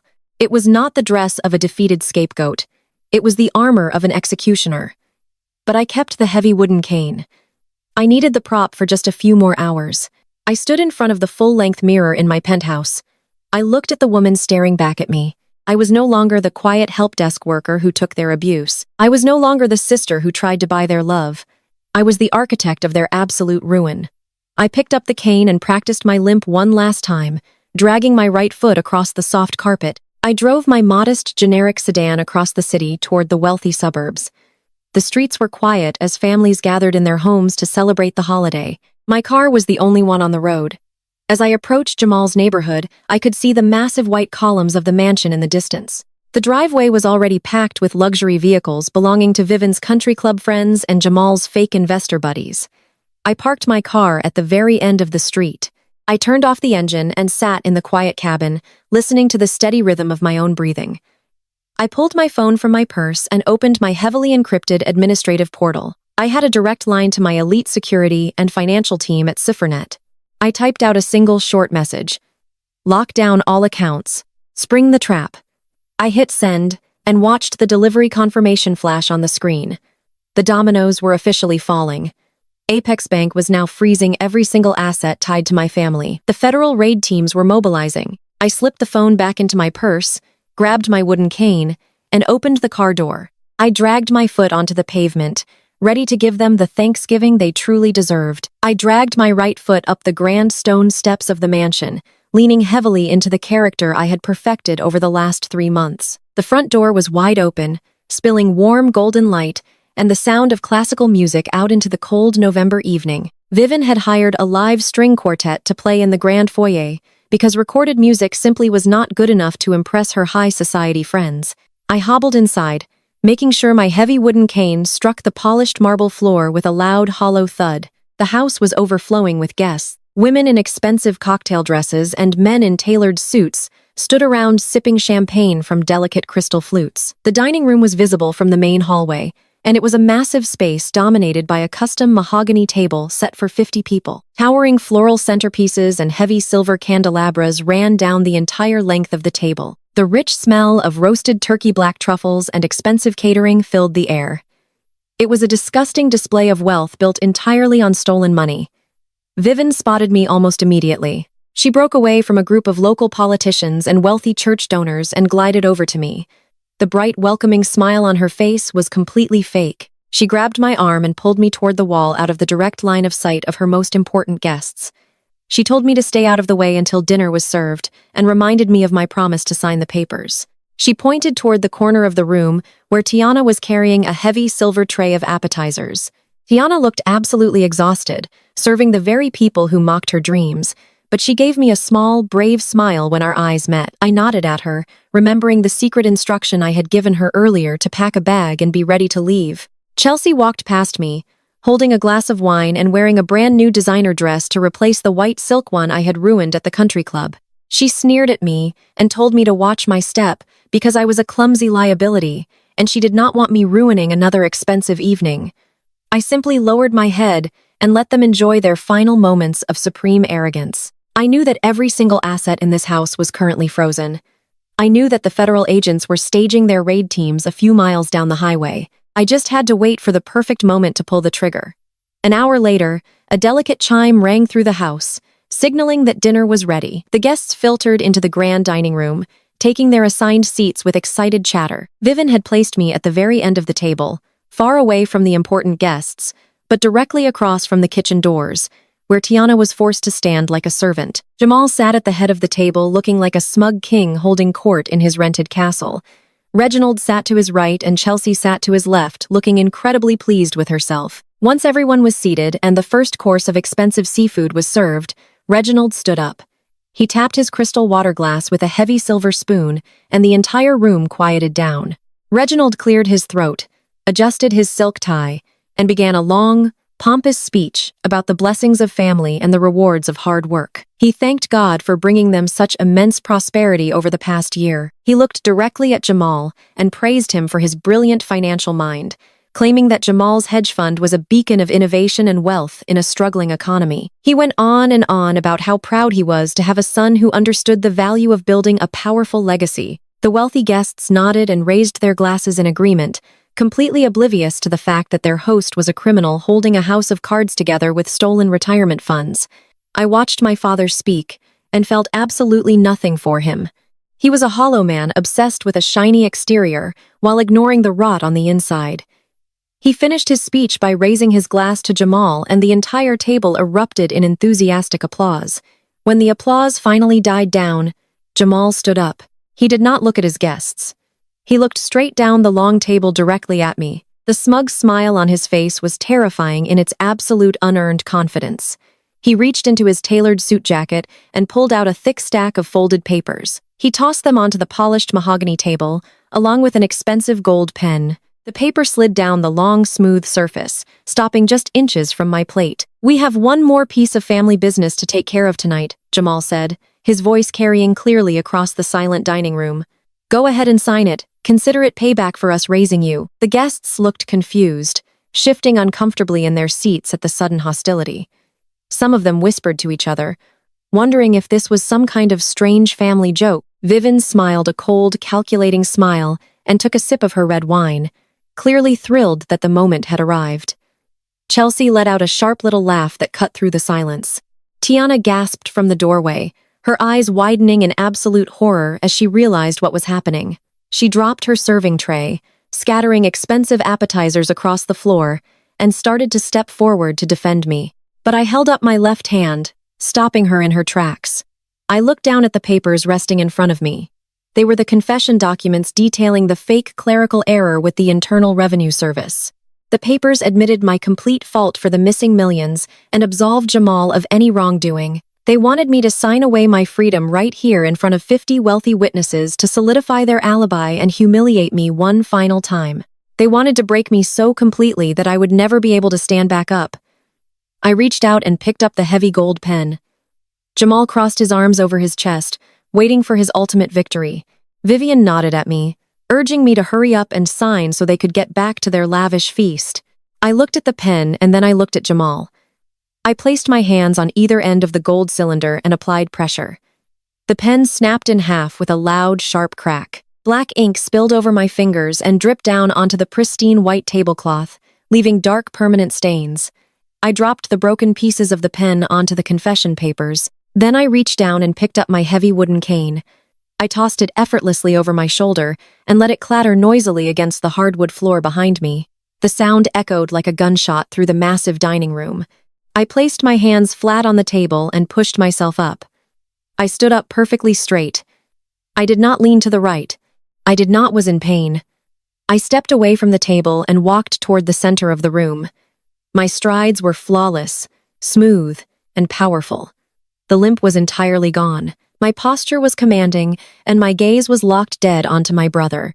The entire dining room fell into a stunned, breathless silence. Vivian dropped her wine glass. It shattered against the table, spilling dark red liquid everywhere, just like the dress incident a month ago. But this time, she did not scream. She just stared with her mouth hanging open. Reginald stood up, his face draining of all color. Chelsea gripped the edge of her chair, looking terrified as she realized I was not the weak, broken woman she thought I was. Tiana covered her mouth with her hands, tears of pure relief flooding her eyes. Jamal took a step back, his eyes darting from my perfectly steady legs to my face. He looked like he was seeing a ghost. My leg healed 3 months ago. I announced, my voice ringing out with absolute crystal clarity, cutting through the thick silence. I paid for the best neurological surgeon in the state with straight cash from my Swiss bank account. You see, I am not a broke help desk worker, Jamal. I am the founder and chief executive officer of Ciphernet, and my personal net worth is $45 million. I watched their minds completely short-circuit as the words washed over them. The wealthy guests started murmuring among themselves, turning to look at Jamal with rising suspicion, but my family was absolutely frozen in shock. I took another perfectly balanced step forward, enjoying the look of pure terror forming in Jamal's eyes. He tried to speak, but his jaw just worked up and down without producing any sound. "I hacked into your pathetic offshore servers weeks ago, Jamal," I continued, my voice rising with calculated rage. I know all about your Ponzi scheme. I know about the stolen retirement funds you took from the elderly couples at Mom's church. I know about the forged signatures you used to make me your straw chief executive officer. You thought you were setting a trap for a helpless victim, but you were actually handing the keys to your destruction over to a military-grade cybersecurity expert. I have been watching you dig your own grave for a month, and I forwarded every single unredacted document directly to a federal task force. Panic erupted at the dining table. Several prominent guests immediately stood up and began rushing toward the exits, desperate to distance themselves from the radioactive word Ponzi scheme. Reginald tried to speak, but only a strangled wheeze came out of his throat. He looked at Jamal and then back at me, completely unable to process the collapse of his perfect world. Vivian was gripping the table so hard her knuckles were white, her entire social standing evaporating right in front of her most important friends. Chelsea looked like she was going to be sick right there in the dining room, realizing the money she loved so much was entirely fake. And the only thing I am signing today, I said, staring directly into Jamal's terrified eyes, is your asset freeze order. Because as of this afternoon, my proxy corporations own a 51% controlling stake in Apex Bank. I own the mortgage to this rented mansion. I own the title to your yacht, Dad. I own the loans on all of Chelsea's cars. I own every single piece of debt this family possesses, and I have already ordered a total freeze on all your accounts. You have absolutely nothing left. Jamal opened his mouth to scream at me, but the sound of heavy tires screeching in the circular driveway outside cut him off. Red and blue police lights began flashing violently through the large front windows, casting an eerie glow over the lavish Thanksgiving feast. Heavy boots pounded against the stone steps and loud voices demanded entry. The trap was perfectly sprung, and there was nowhere left for them to run. The heavy pounding on the front door echoed like thunder through the silent dining room. Jamal stared at the flashing red and blue lights painting the walls of his rented mansion, and his entire body began to shake. The realization of what I had done finally pierced through his thick skull. His massive cryptocurrency empire, his yacht, his sports cars, his entire fake life was evaporating right in front of his eyes, and I was the one holding the match. Jamal let out a guttural scream of pure animalistic rage. He slammed his hands on the mahogany dining table, sending crystal wine glasses and silver platters crashing to the floor. "You ruined me," he roared, his face twisting into an ugly mask of hatred. "You miserable little tech support nobody. I will kill you." He lunged across the table toward me, knocking over the massive roasted turkey and trampling right through the lavish floral centerpieces. Vivian screamed and covered her face. Reginald stumbled backward, tripping over his own chair. But I did not flinch. I did not move a single inch. 3 months of martial arts training and physical therapy had rebuilt my body into something stronger than he could ever comprehend. As Jamal reached out to grab my throat, I simply sidestepped his clumsy attack. He carried too much momentum and crashed heavily into the hardwood floor, landing right in the middle of the spilled red wine and shattered glass. Before he could scramble to his feet, the massive mahogany front doors of the mansion were violently breached. The loud crack of splintering wood echoed through the foyer as a tactical team swarmed into the house. Dozens of federal agents wearing dark windbreakers with the bright yellow letters FBI and SEC printed on the back poured into the grand hallway. They carried heavy equipment and moved with absolute military precision. The cold night air rushed into the warm dining room carrying the sharp scent of impending justice. "Nobody move." A loud voice boomed over a megaphone. "Federal agents, keep your hands where we can see them." The few remaining high society guests who had not already fled to their cars dropped to the floor, covering their heads in absolute terror. Vivian let out a piercing theatrical shriek and collapsed onto her ruined white sheepskin rugs, clutching her diamond necklace as if the agents were there to steal her jewelry. Reginald immediately puffed out his chest, trying to summon the arrogant authority he used to bully his employees. "What is the meaning of this?" Reginald shouted, pointing an angry finger at the closest federal agent. "Do you have any idea who I am? I am a prominent businessman in this city. I know the mayor personally. You have absolutely no right to storm into my family Thanksgiving dinner like common thugs. I will have your badges for this. I will sue the entire federal government for civil rights violations." The agents did not even blink. They completely ignored his pathetic blustering, pushing past him to secure the perimeter of the dining room. Reginald kept screaming about his rights, his prominent standing in the church and his legal team. but his words sounded weak and hollow over the crackle of police radios. He was a small man who had spent his entire life pretending to be a giant, and reality was finally crushing him. Chelsea was cowering behind a large marble pillar near the kitchen doors. Her ruined white designer dress was stained with the wine I had dumped on her weeks ago, and now her face was completely drained of color. When she saw the agents fanning out across the room, she tried to quietly slip out through the service entrance. "Stop right there," an agent commanded, shining a bright tactical flashlight directly into her face. Chelsea threw her hands up in the air and burst into fake hysterical tears. "I do not know anything," she sobbed, pointing a trembling finger at Jamal, who was still struggling to pull himself up from the floor. "I just married him. I do not know where the money came from. I thought he was a cryptocurrency genius. I am just a victim in all of this. Please do not arrest me." Jamal stared at his wife in absolute disbelief. The woman who had happily spent millions of dollars of stolen money buying luxury cars and designer handbags was throwing him under the bus without a single second of hesitation. There was no loyalty in their marriage. It was built entirely on greed.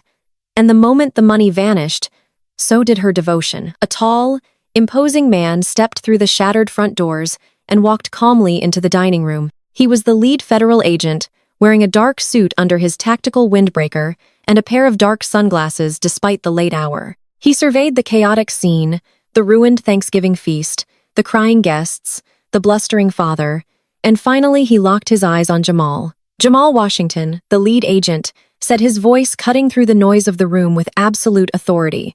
"You are under arrest for multiple counts of federal wire fraud, money laundering, tax evasion, and operating an illegal Ponzi scheme. We also have warrants for identity theft and corporate forgery." Jamal pulled himself up to his knees, his expensive tailored suit covered in gravy and red wine. He looked like a pathetic, broken child. He was hyperventilating, his chest heaving as the federal agents moved in and grabbed his arms, pulling them sharply behind his back. The loud metallic click of handcuffs echoing through the dining room was the most beautiful sound I had ever heard. "This is a mistake," Jamal cried out, his voice cracking with sheer panic. "I have money. I can pay it all back. Just let me access my offshore accounts. I have liquidity." The lead agent shook his head. "Your accounts are gone, Mr. Washington. Every single asset tied to your name, your shell companies, and your family members has been frozen by the new majority shareholder of Apex Bank. You have absolutely nothing left." Jamal thrashed against the agents holding him, his eyes darting wildly around the room until they landed on me. I was standing calmly near the head of the table, my arms crossed over my emerald green dress, watching his empire burn to the ground. In his absolute desperation, he resorted to the only dynamic he had ever known. He tried to use me. "BL," he screamed, spitting as he spoke. "BL, please. You work in tech support. You know computers. You have to help me. Hack into my servers. Use whatever garbage software you know and wipe the drives. Destroy the ledgers. Do it now, Belle. I am your brother. You owe me." I stared at him, letting the silence stretch out. Even now, as he was being dragged away in handcuffs for stealing my identity and plotting to send me to federal prison, he still viewed me as his personal servant. He genuinely believed that because we shared the same blood, I would magically fix his mistakes. He thought my years of enduring their abuse meant I was programmed to save him. Tiana stepped out from the kitchen hallway, walking right past the cowering form of Chelsea. She had taken off her humiliating maid's uniform and was wearing her own comfortable clothes. She walked over and stood right beside me, her head held high. We linked our hands together, presenting a united, unbreakable front against the people who had tried to destroy us. "I am not going to wipe your servers, Jamal," I said, my voice perfectly calm and devoid of any sympathy. "I am the one who gave them the keys." Reginald let out a loud, dramatic groan and collapsed back into his chair, burying his face in his hands. Vivian was openly sobbing on the floor, ruining her expensive makeup as she watched her golden child get read his Miranda rights. They were finally experiencing the exact same feelings of helplessness and rejection they had forced me to endure in that hospital room. They were completely abandoned with no safety net and no one coming to save them. The lead federal agent finished reading Jamal his rights and signaled for the tactical team to escort him out to the waiting transport vehicles. As Jamal was dragged away screaming and kicking, the lead agent turned and walked slowly toward the head of the table where Tiana and I were standing. Vivian suddenly stopped crying and looked up. She scrambled to her knees, reaching out toward the agent with a desperate pleading expression. "Please, Officer Vivian," begged her voice raspy.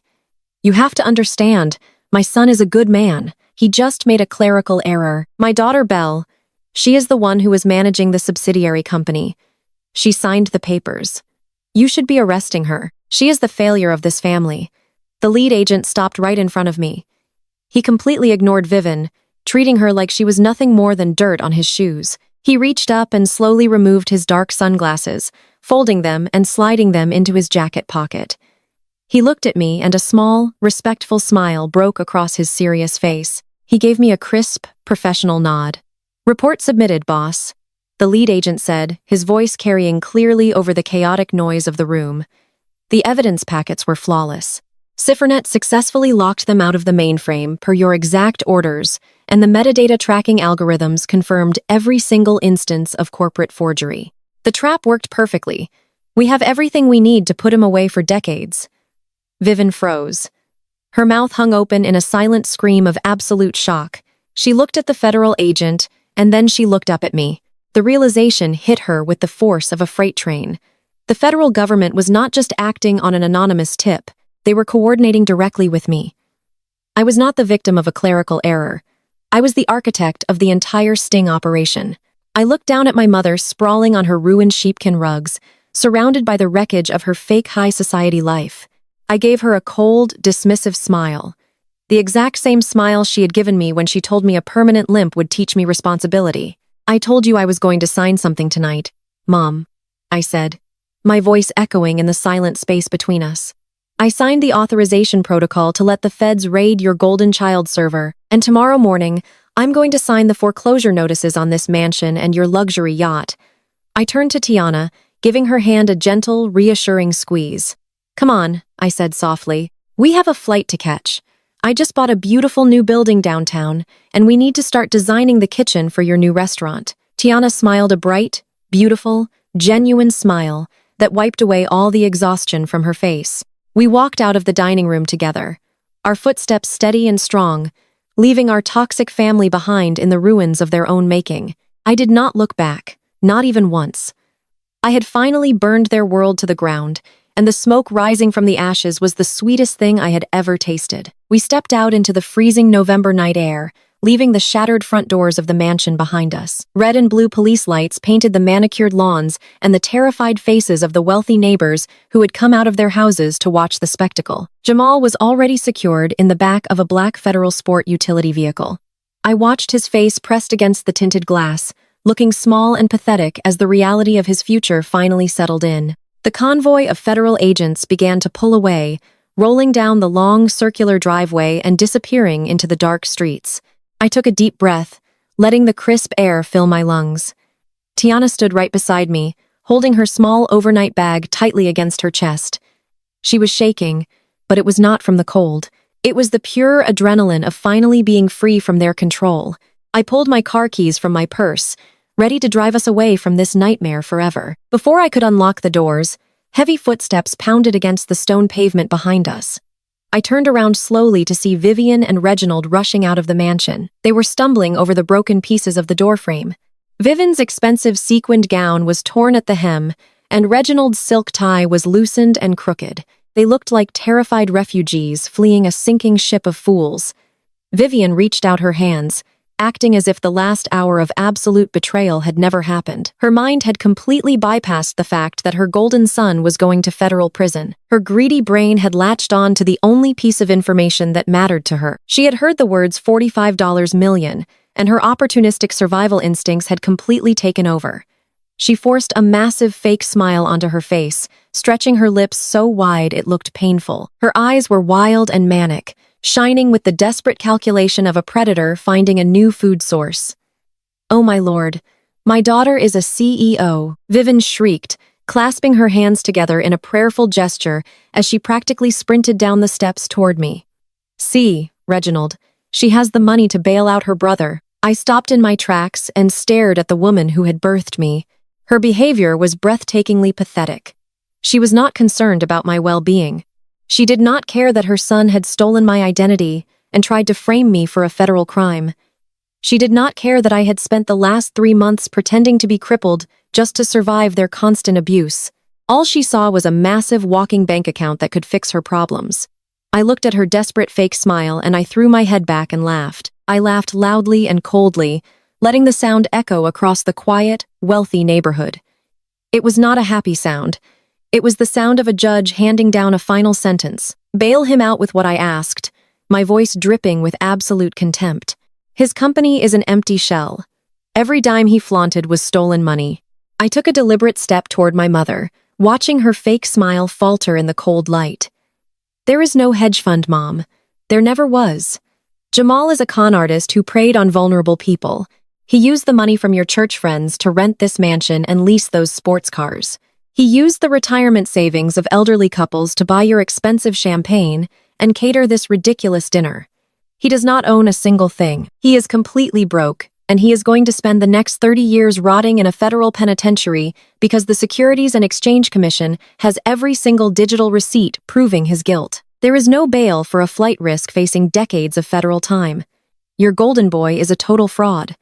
Reginald pushed his way past Vivian, his face turning a dangerous shade of purple. His ego was so massive and so fragile that he simply could not accept the reality of the situation. He refused to believe that he had spent years worshipping a criminal while ignoring a legitimate millionaire. He puffed out his chest, trying to use his physical size to intimidate me, just like he had done my entire childhood. He pointed a thick, trembling finger directly at my face, refusing to back down from his delusions of grandeur. I will sell the yacht and take a second mortgage on the house to post his bail, Reginald roared, his voice echoing down the street. I have money. I looked at the man who had ignored me for my entire life. I looked at his arrogant posture and his expensive suit, and I felt absolutely no fear. I stood perfectly still, maintaining my flawless posture, and stared right back into his furious eyes. No, Dad, I replied calmly, letting the words hang in the freezing air. You really do not. Reginald froze his finger, still pointing awkwardly at my face. His heavy breathing slowed down as confusion washed over his angry features. He demanded to know what I was talking about, his voice losing a significant amount of its aggressive volume. I smiled a slow, dangerous smile, enjoying every single second of his impending realization. I told you inside the dining room, Dad, but I guess your massive ego was blocking your hearing. I own Apex Bank. I initiated a hostile takeover 3 days ago through a series of offshore proxy corporations. I am the majority shareholder and the chief executive officer of the financial institution that holds literally every single piece of paper on your pathetic, fake, aristocratic life. I watched his eyes widen as the truth began to penetrate his thick skull. You do not own that yacht, Dad. You took out a massive high-risk loan with an adjustable interest rate to pay for it because you wanted to show off at the country club. You do not own your house either. You re-mortgaged it 3 times to fund Jamal's early fake business ventures. You are leveraged up to your eyeballs in debt. You have been living paycheck to paycheck using credit cards to pay the minimum balances on other credit cards. You have zero equity. You have zero liquid assets. And as of 4 this afternoon, I instructed my bank to freeze all accounts associated with your social security number pending a full forensic audit. Reginald stumbled backward as if I had physically punched him in the chest. He grabbed the stone railing of the porch to steady his shaking legs. His mouth opened and closed, but he had absolutely no words left to say. He finally understood that he was completely destitute. The prominent businessman persona was entirely gone, leaving behind a terrified old man who realized he was about to lose everything he valued in the world. Suddenly, Chelsea came running out of the house. Her ruined white silk dress was flapping in the cold wind. She ignored her in-laws and ran straight toward me, pushing her hair out of her face. She tried to give me a pathetic, desperate smile. She reached out and grabbed my arm, gasping for breath. She told me she had no idea Jamal was a criminal and begged me to believe her. She claimed we were sisters and that she always knew I was smart.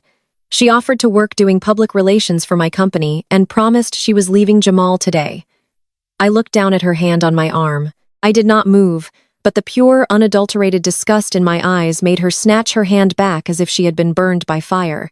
You stood in a hallway and mocked my hardworking sister. I said, my voice low and dangerous. You married a man strictly for his money and you abused everyone around you because you thought you were untouchable. You are a parasite, Chelsea. You have no skills and no loyalty. You are going to be investigated by the federal government as an accessory to Jamal's wire fraud. Do not ever speak to me again." Chelsea burst into real tears, covering her face and running down the driveway toward the street, completely abandoning her husband and his family to save herself. I turned back to Vivian and Reginald. They were standing together on the cold stone steps, shivering in the biting wind. They looked exactly like the empty, broken people they truly were. "You chose your favorite child," I told them, keeping my voice perfectly level. "You chose the lies and the status and the cruelty. You chose to sacrifice me to save a criminal. Now you get to live with the consequences of those choices. You have no money. You have no house. You have no yacht. You have no son. And as of right now, you no longer have daughters." I put my arm around Tiana, gently guiding her toward my car. She was crying softly, but she was standing tall and walking with purpose. We got into the quiet cabin of the sedan, and I locked the doors, securing our safety from the monsters outside. I started the engine and turned on the headlights. The bright beams illuminated Vivian and Reginald standing in the driveway, completely alone in the cold, dark night. I put the car in drive and pulled away from the curb, leaving them behind forever. I drove us out of the wealthy neighborhood and toward the bright lights of the city where our real lives were finally waiting to begin. We were halfway across the grand marble foyer when the delusional shouting started echoing behind us. Reginald was not going to let us walk out the door without trying to reclaim his shattered authority. His heavy footsteps pounded against the floor as he chased after us, his face completely red, and his chest heaving with exertion. He yelled at me to stop walking and demanded that I turn around and face him. I paused, letting my hand rest lightly on the brass doorknob. Tiana stood close to me, her posture confident, but her eyes wide as she watched our father completely lose his mind. I slowly turned around to look at the pathetic man who had spent my entire life making me feel like an insignificant burden. Reginald was shaking with rage and denial. He pointed a trembling finger at the federal agents who were currently processing Jamal by the police cruisers outside the shattered front door. He screamed that this was all a massive misunderstanding and that he was going to fix it. He puffed out his chest and tried to project the image of a wealthy patriarch who was fully in control of the situation. "I will sell the yacht and take a second mortgage on the house to post his bail," Reginald roared, his voice cracking with desperation. "I have money, Belle. I have assets that you cannot even comprehend." I stared at him, feeling absolutely no emotion other than a deep, profound pity for how thoroughly he had brainwashed himself. He still believed the lies he told his country club friends. He still thought he was a titan of industry, instead of a foolish old man who had funded a criminal enterprise. I let out a soft, cold laugh that echoed off the high ceilings of the foyer. "No, Dad," I replied calmly, my voice cutting through his hysterical shouting. "You really do not." I unclasped the lock on my platinum Birkin bag and reached inside. My fingers brushed against the thick stack of legal documents I had printed earlier that morning. I pulled out the crisp white folders and held them up in the dim light of the foyer so both of my parents could see the bold black lettering on the front. Vivian had crawled out of the dining room and was now clutching the edge of the hallway table, her mascara running down her face in dark, ugly streaks. She stared at the folders in my hand like they were explosive devices. "The yacht you love bragging about and this ridiculous rented mansion are both financed directly through Apex Bank," I explained, taking a slow, deliberate step toward them. "And unfortunately for you, Dad, you missed your last 3 loan payments because you took every ounce of liquid cash you had and funneled it directly into Jamal's sinking ship. You thought you were funding his brilliant hedge fund, but you were actually just throwing your money into a black hole to pay off the early investors in his Ponzi scheme." Reginald's face went completely slack. The arrogant fire in his eyes was instantly extinguished, leaving nothing but hollow terror. He reached out a shaky hand, as if he wanted to grab the documents from me, but he was too paralyzed by fear to take a single step forward. Apex Bank, which my firm bought a 51% controlling stake in 2 months ago, officially repossessed your luxury yacht at 8 this morning. I continued keeping my voice perfectly level and devoid of any sympathy. "My asset recovery team boarded the vessel at the marina and changed the locks while you were busy trying on your tailored suit for this dinner. And as for this house, Dad, it is currently in active foreclosure. The eviction notices were filed electronically 30 minutes ago. The bank owns every single piece of furniture, every crystal chandelier, and every expensive rug in this entire building. You do not even own the clothes on your back anymore." The absolute finality of my words hit them like a physical blow. Reginald's knees buckled completely. The man who had demanded perfection and wealth above all else crumbled to the hardwood floor like a broken doll. He let out a pathetic whimpering sound, covering his face with his trembling hands, as the reality of total financial annihilation washed over him. He was a proud, arrogant man who had built his entire identity on the illusion of superiority, and now he was sitting in the ruins of his own massive ego. Vivian let out a loud, gut-wrenching wail. She collapsed right next to him, her designer gown pooling around her in a pathetic heap of torn fabric and spilled wine. She reached out and grabbed Reginald's arm, sobbing uncontrollably as she realized her country club memberships, her expensive dinners, and her entire social life were permanently gone. She would be the laughing talk of the city by tomorrow morning. The church groups she gossiped with would whisper about her ruined family, and the wealthy friends she tried to impress would pretend they never even knew her. They were completely broke and facing massive public humiliation.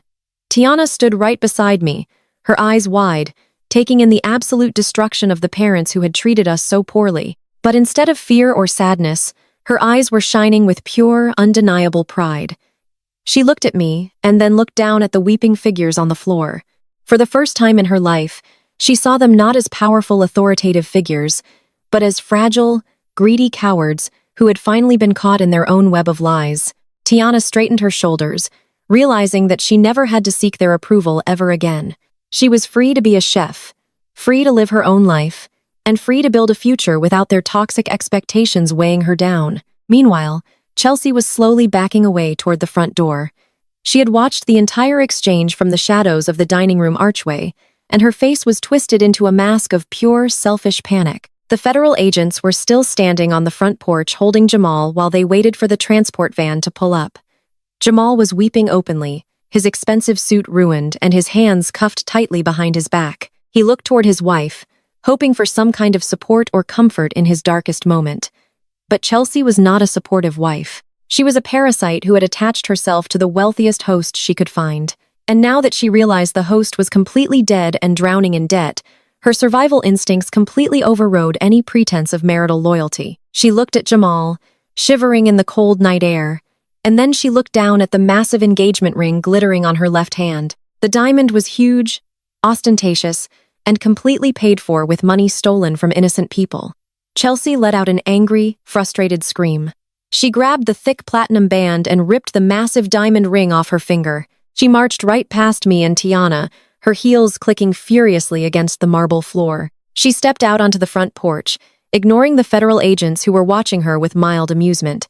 She stopped right in front of Jamal and glared at him with absolute venom. "You lying black trash!" Chelsea screamed at the top of her lungs, throwing the heavy diamond ring directly at his chest. The ring bounced off his ruined suit jacket and clattered onto the concrete steps, rolling away into the dark grass. Jamal flinched, staring at his wife in total disbelief. "Chelsea, you cannot leave me," he begged, his voice cracking. "We are married. We are supposed to be a team." "A team?" Chelsea laughed, her voice sounding completely unhinged.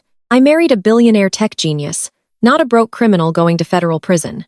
I am not spending the best years of my life visiting you behind glass. I am filing for divorce tomorrow morning, and I am taking half of everything you own." She turned on her heel completely, ignoring his pathetic sobbing, and stormed down the driveway toward her sports car. The federal agents just shook their heads and loaded Jamal into the back of the armored van, shutting the heavy doors on his ruined life. I stood in the doorway watching Chelsea speed away into the night. I could not help but let out another soft laugh. She was going to hire an expensive divorce attorney and spend months fighting in court, only to realize that half of absolutely nothing was still nothing. She was just as broke as the rest of them. Every asset she thought she was entitled to was currently sitting in the Cypherate, holding accounts waiting to be redistributed to the elderly victims Jamal had scammed. Chelsea was going to wake up tomorrow morning to find her credit cards declined and her bank accounts frozen solid. I turned back to look at the grand foyer of the mansion one last time. Vivian and Reginald were still sitting on the floor, surrounded by the debris of their shattered delusions. They were crying and arguing, blaming each other for the collapse of their empire. They did not look up when I pulled the heavy mahogany doors shut behind me. The loud, definitive click of the lock echoing in the cold night air was the perfect punctuation mark to the end of our relationship. Tiana and I walked down the stone steps together, leaving the federal agents to finish securing the property. The night air was freezing, but I felt a warm, glowing sense of absolute peace radiating through my entire body. For years, I had carried the heavy burden of their expectations. I had internalized their cruel words and allowed them to make me feel small. I had hidden my brilliance to make them feel comfortable, and I had endured their abuse because I mistakenly believed that blood meant loyalty. But looking at Tiana walking beside me, her head held high and a small, hopeful smile playing on her lips, I knew the truth. Family was not defined by shared DNA or obligation. Family was defined by the people who stood by you in the dark, who protected you when you were vulnerable, and who celebrated your strength without feeling threatened by it. Tiana was my family. The rest of them were just a painful lesson. I had finally learned how to survive. We reached my generic sedan parked at the end of the street. I unlocked the doors and we climbed into the warm, quiet cabin. I tossed the thick legal folders into the back seat, along with my heavy wooden cane. I would never need to use that prop ever again. My legs felt incredibly strong. My mind was perfectly clear, and my future was completely my own to design. I started the engine and the digital dashboard flared to life. My encrypted messaging app immediately chimed with a secure notification from my lead security director back at the CipherNet headquarters. The message was brief and highly professional, confirming that the asset redistribution algorithms had been successfully deployed. The stolen funds were actively being routed back into the retirement accounts of the victims Jamal had defrauded. The elderly couples at Vivian's church would wake up tomorrow morning to find their life savings miraculously restored. Justice had been served cold, precise, and absolutely devastating. Tiana looked over at me as I put the car into gear. "So, what happens now?" she asked, her voice filled with a mixture of nervous anticipation and genuine excitement. I looked at my little sister and smiled, feeling the last remaining shadows of my past simply fade away. "Now we go home," I told her. "We have an early flight tomorrow, and we need to look at the commercial real estate blueprints for your new restaurant. I am thinking we call it Sweet Revenge, but we can workshop the name on the plane." Tiana let out a loud, beautiful laugh that filled the entire car. She leaned over and wrapped her arms around my shoulders, hugging me tighter than she ever had before.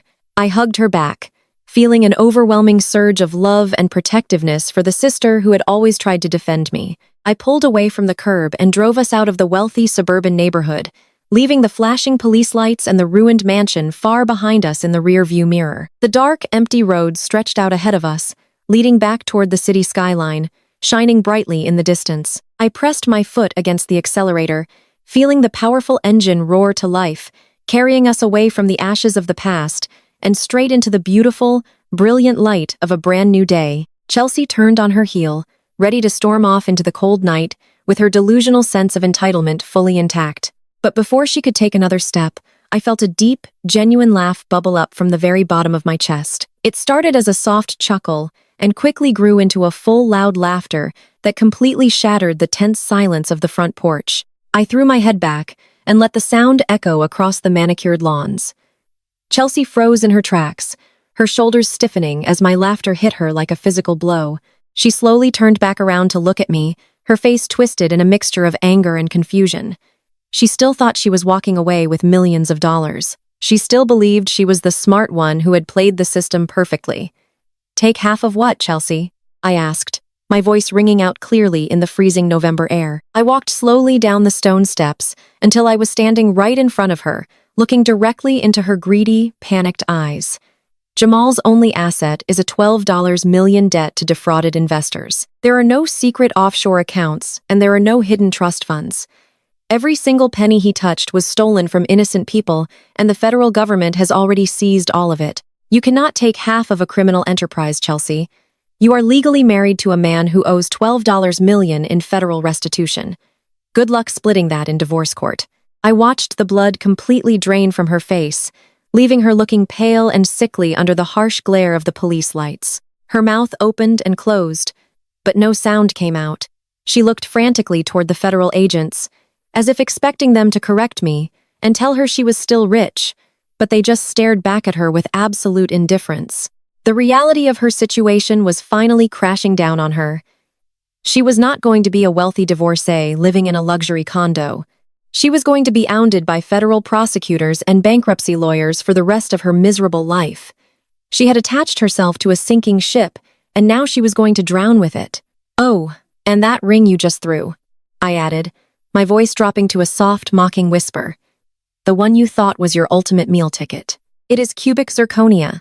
Jamal bought it for $300 at a mall kiosk because he needed all his stolen cash to keep up the appearance of his fake hedge fund. He played you just as easily as you thought you were playing him. Chelsea let out a horrible strangled sound that was half scream and half sob. She dropped to her knees in the frost-covered grass, completely abandoning any remaining shred of her dignity. She began crawling around in the dark, frantically pawing at the frozen dirt, trying to find the fake stone she had just thrown away. She was so desperate and so utterly broken that she was willing to search the dirt for a piece of cheap glass just in case I was lying. She looked like a pathetic wild animal digging through the garbage. I stepped back in absolute disgust, leaving her to wallow in her own miserable reality. On the other side of the driveway, Jamal was watching his entire world evaporate. He saw his wife crawling in the dirt, and he heard every single word I said. The golden child, the untouchable genius, was finally reduced to exactly what he had always been, a pathetic coward. He started to wail, his voice cracking and pitching upward into a humiliating shriek. The federal agents had completely lost their patience with his theatrical sobbing.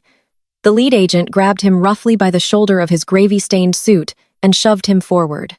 Jamal stumbled, his knees buckling as he was dragged toward the back of the armored transport vehicle. "Please, Belle," he screamed, twisting his neck to look back at me one last time. "Please do not do this to me. I am your brother. I am family. Please help me." The heavy metal doors of the transport van swung open, revealing a dark steel cage in the back. The agents did not hesitate. They lifted Jamal by his arms and threw him inside, tossing him into the darkness like a bag of garbage. His wailing was abruptly cut off as the heavy doors slammed shut, locking into place with a loud, definitive metallic echo. The engine of the transport vehicle roared to life, blowing a cloud of exhaust into the freezing air. The driver put the van in gear and pulled away from the mansion, followed by a parade of black federal vehicles with their lights flashing silently in the night. I watched the tail lights disappear down the winding suburban road, carrying my abuser away to a concrete cell where he would spend the next several decades of his life. The driveway was suddenly very quiet. The only sounds left were the wind rustling through the bare trees and the pathetic sniffling coming from the marble foyer behind me. I turned around and walked back up the stone steps, stopping just inside the shattered doorway of the mansion. Vivian and Reginald had crawled out of the dining room and were now sprawled across the floor of the grand entrance. They looked like the casualties of a war they had started and completely lost. When they saw me standing in the doorway, looking down at them like a towering giant, their survival instincts kicked in one final time. They realized that the federal agents were gone, that Jamal was gone, and that Chelsea's greedy display had left them completely alone. They realized that the daughter they had abused and neglected for 30 years was now a billionaire CEO who literally owned the ground they were crying on. The panic in their eyes shifted into pure, unadulterated desperation. Reginald moved first.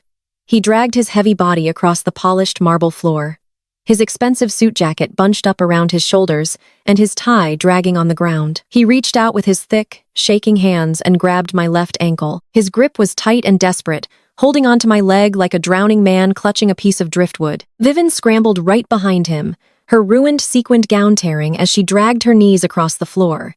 She threw her arms around my right leg, burying her tear-streaked face against my shin. They were literally graveling at my feet. "Belle, please." Reginald sobbed, his voice completely devoid of the arrogant, booming authority he used to wield. "Please forgive us. We were wrong. We were so incredibly wrong about everything. You are the smart one. You are the successful one. We see that now. Please do not throw us out on the street. I am an old man. I cannot survive out there. I have a bad heart, Belle. You cannot let your own father die in the gutter," Vivian wailed, pressing her wet face harder against my leg. She looked up at me with wild, bloodshot eyes, her makeup completely ruined and her hair a tangled mess. "My baby girl," she cried, her voice cracking with fake maternal affection. "My beautiful, brilliant girl. I always knew you were destined for greatness. I pushed you hard because I wanted you to succeed. It was tough love, Belle. It was all just tough love. Please let us stay in the house. We will live in the basement. We will be your servants. We will do anything you want. Just give us a small allowance. Just let us keep our country club membership so we do not die of embarrassment. Please, Belle. I am begging you." I stood perfectly still, letting their pathetic, desperate hands clutch at my legs. I did not feel a single ounce of pity. I did not feel a single ounce of anger. I looked down at the two people who had created me, and I felt absolutely nothing. The emotional void inside my chest was vast and incredibly peaceful. They had spent my entire life trying to make me feel small, trying to break my spirit and trying to convince me that I was a worthless burden. They had watched me suffer in a hospital bed. They had laughed at my pain, and they had happily planned to send me to federal prison to protect their golden son. And now they were crying on the floor, begging for scraps from the very person they had tried to destroy. I slowly reached down and pried Reginald's thick fingers off my left ankle, dropping his hand back onto the cold marble floor. I then reached down and pulled Vivian's arms away from my right leg, stepping back so they could no longer touch me. They slumped forward, crying harder, reaching out to empty air.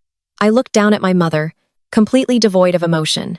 I let the silence stretch out, forcing them to listen to the sound of their own pathetic weeping. I thought back to the darkest moment of my life.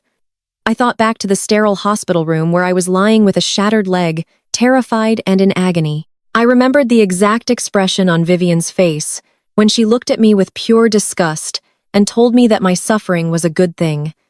I took a deep breath, letting the memory fuel my absolute resolve.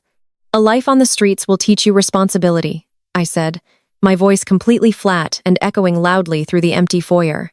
I fed Vivian her own toxic words, watching them land with the force of a physical blow.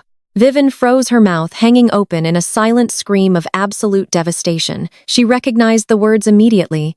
The realization that she had sealed her own fate years ago crashed down on her, extinguishing the very last flicker of hope in her greedy heart. She collapsed fully onto the floor, burying her face in the marble, and wailing with the absolute certainty that she was going to die, a poor, forgotten woman. Reginald let out a loud, broken sob, curling into a fetal position beside his wife, completely crushed by the weight of his own massive failures.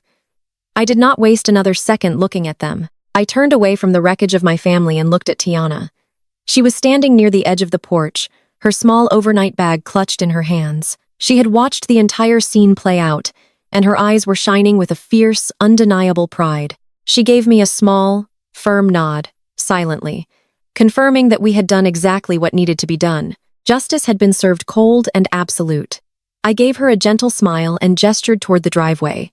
"Let us go, Tiana," I said, my voice sounding lighter and freer than it ever had before. "We have a flight to catch and a new world to build." We turned our backs on the screaming, crying mess inside the mansion and walked out the door together. We walked down the wide stone steps and across the freezing driveway, our footsteps steady and perfectly synchronized. We did not look at Chelsea, who was still crying in the frost-covered grass, searching for a fake diamond that would never save her. We did not look back at the grand house that was already slipping into foreclosure.